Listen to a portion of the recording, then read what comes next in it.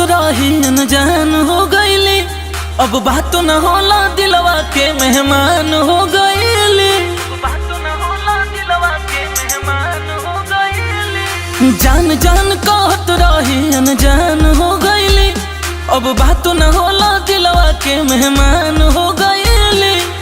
लागता कि किसवा खोरनी जरा के दागल बा, ई दिल साला पागल बा।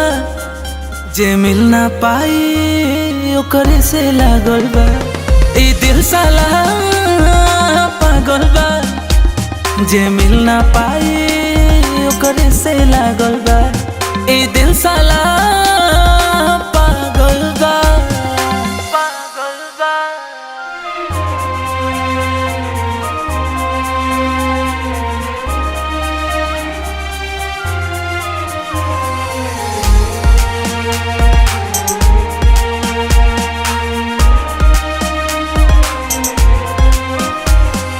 दर्द बढ़ता मरतानी, बिरह के आगे में जरतानी।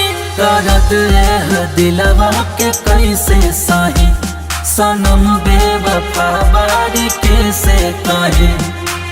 दिलवा से चैन अखिया से नींद भागल बा, ई दिल साला पागल बा। जे मिल ना पाई ओकरे से लागल बा, ई दिल साला पागल बा। जे मिल ना पाई ओकरे से लागल बा, ई दिल साला पागल बा, पागल बा।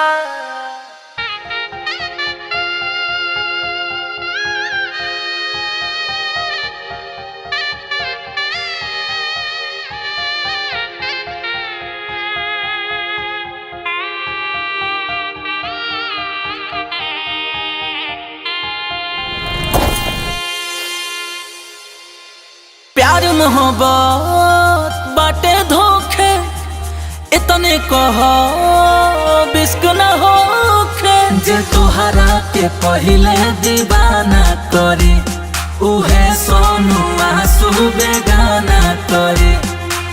लागता कि गमई तोहफा सनम से मांगल बा, ई दिल साला पागल बा।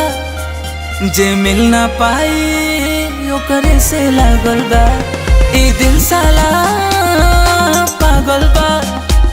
जे मिल ना पाई ओकरे से लागल बा, ई दिल साला